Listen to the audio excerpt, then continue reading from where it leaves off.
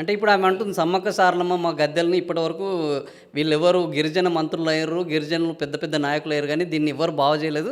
మేము ఇప్పుడు బాగు చేసుకుంటున్నాము, కొత్తగా డిజైన్లు చేస్తున్నాము, శాశ్వతంగా నిలిచిపోయేటట్టు చేస్తున్నాము అంటున్నారు.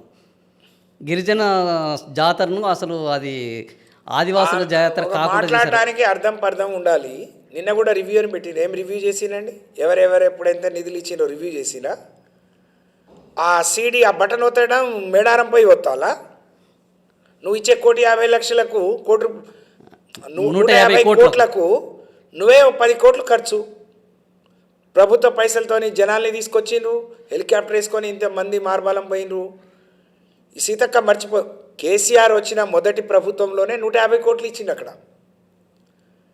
ఇవాళ వచ్చే 1 కోటి మందికి మేము ఎక్కడ చిన్న ఇబ్బంది లేకుండా జాతర నిర్వహణ చేయలేదా?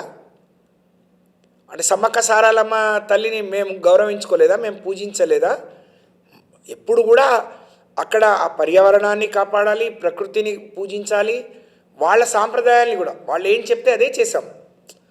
నువ్వేదో రాతి కట్టంగానే అమ్మవారు అందరికీ ఇచ్చేస్తుందని కాదు. అమ్మవారు వేల సంవత్సరాలు ఆ చరిత్ర, వందల సంవత్సరాల చరిత్ర, వందల సంవత్సరాలుగా అమ్మవార్లు అక్కడ పూజించబడుతున్నారు, ఇలవెల్పుగా మారినరు, అందరు చేస్తున్నారు.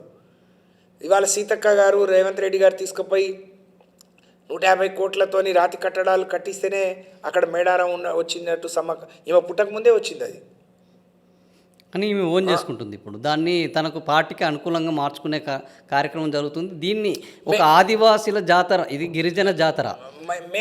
అది మీరు కూడా నాతో పనిచేసిరు. నేను ఒకటే, కేసీఆర్ గారు డే 1 నుంచి వారే స్వయంగా ముఖ్యమంత్రిగా ఈ రాష్ట్రం నుంచి ఈ పండుగను మేడారం జాతరను జాతీయ పండుగగా నిర్వహించాలని చెప్పి డిమాండ్ చేశారు. ప్రధానమంత్రిని, కేంద్ర మంత్రులను కోరడం జరిగింది.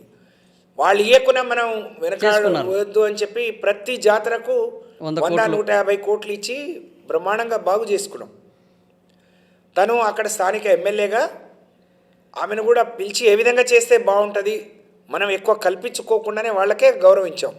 అవన్నీ మర్చిపోయి ఇవాళే అమ్మవార్లు వెలిసినట్టు తనే పూజ చేసి తనే ఆ వెలుగులోకి తీసుకొస్తున్నట్టు మాట్లాడితే ఇక నవ్విపోదురు నాకేంటి సిగ్గన్నట్టు ఉంది తప్ప అంతకంటే గొప్పగా ఏం లేదు.